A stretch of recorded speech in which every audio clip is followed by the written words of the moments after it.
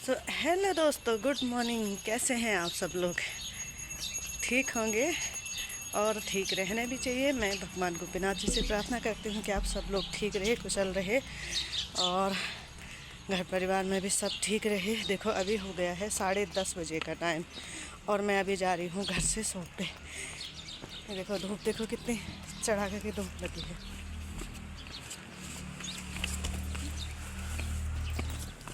चढ़ा के धूप लगी है। ये देखो गोपेश्वर का व्यू दिखाई दे रहा है। ये देखो कितना प्यारा व्यू लग रहा है गोपेश्वर का।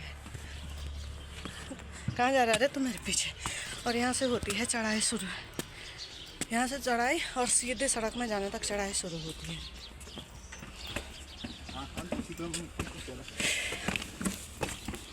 और मैं लेट में इसलिए आई हूँ, हमेशा यही हो जा रहा है मेरा लेट में आना। आज तो घर पे कोई नहीं था, मैं ही में थी। मेरे बेटे भी चले गए देहरादून, क्योंकि एक्चुअली क्या है, बहुत टाइम से मेरे बेटे की तबीयत ख़राब हो रखी है। 10 दिन से वहीं था और आज है 1 तारीख। आज उसको हॉस्पिटल से डिस्चार्ज मिल जाएगा, इसलिए मैंने उसको भेज रखा है। वो देखेगी वहाँ बिल बुल दवाइयाँ तो फिर कितनी लेनी, क्या है, कितना इम्फॉर्मेंट, मतलब कितना ठीक हो रहा है, वो इम्पोर्टेंट दवाइयाँ लाएगी। हो देहरादून आने जाने में ही इंसान परेशान हो जाता है। बहुत ज़्यादा खर्चा हो जाता है, रहना खाना।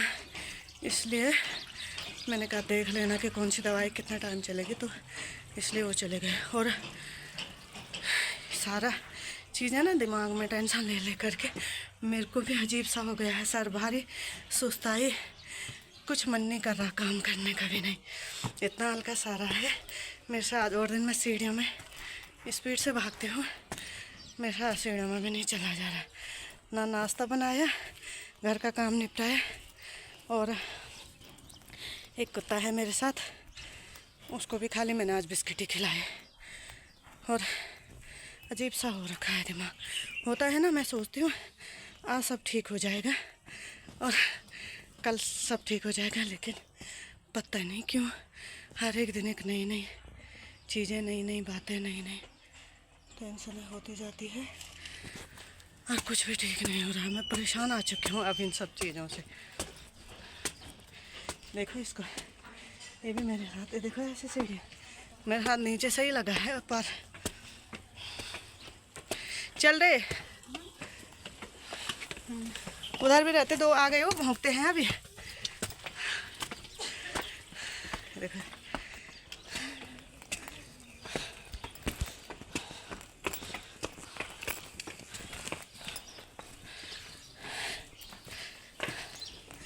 चढ़ाई में ऐसी हालत ख़राब होती है,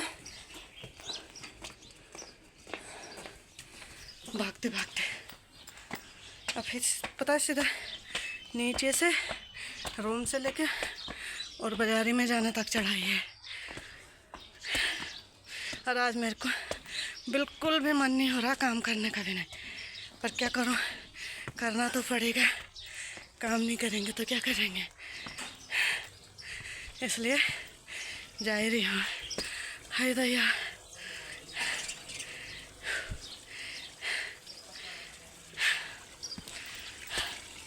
वेट बढ़ गया मेरा। पहले अच्छा खासा था, 50 kg, 55 kg हो गया। आजकल में नहीं, कुछ टाइम से हो रखा है, तो इसलिए ज़्यादा भागा नहीं जाता है। अब पहले सही था, 45 तो सही नहीं था, बट 48-50 सही था। 55 kg वेट हो गया, मोटी हो गई मैं। मेरे बच्चे बोलते मेरे को, मम्मी तो मोटी हो गई।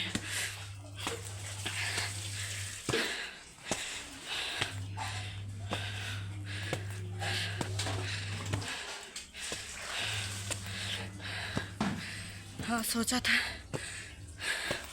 बहुत दिन से एक चोर की कंप्लेंट करवाई थी थाने में, अभी तक भी किसी ने कुछ नहीं किया। देखा कानून भी कितना ढीला है इस देश का। मज़े आ रखे इन लोगों के, है ना। और दोबारा जाओ तो पता कैसी लैंग्वेज बोलते हैं, बोलते हैं मुंह उठा के आ जाते हो, धर्मशाला समझ रखा है क्या, निकलो यहाँ से बाहर, तू नहीं करते हैं हम, तेरी जो मर्जी आ रही तू कर ले, ऐसे लैंग्वेज बोलते हैं ये लोग। और एक नॉर्मल सी कमेंट वो थी, कंप्लेंट थी,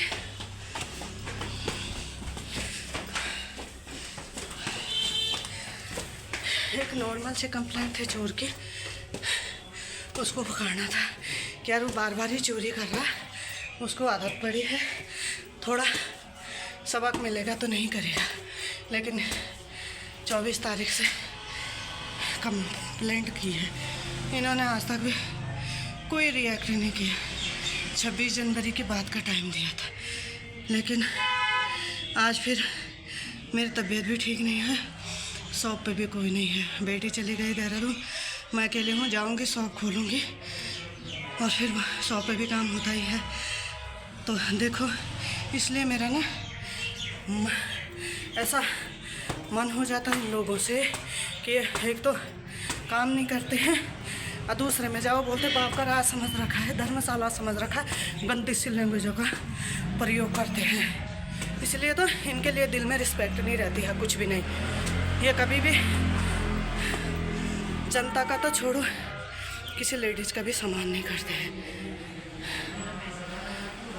इसलिए मेरे को बहुत नफरत होती है। तो गैस मैं पहुंच गई हूँ मार्केट में, तो बताना मुझे इन लोगों के इस रिएक्शन पे क्या करूँ मैं, मेरे को समझ में नहीं आ रहा है।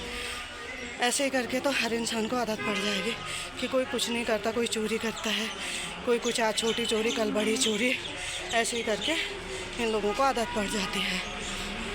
तो गाइस लाइक कीजिए, कमेंट कीजिए, शेयर कीजिए, और मैं पहुंच गई मार्केट में। Bye bye.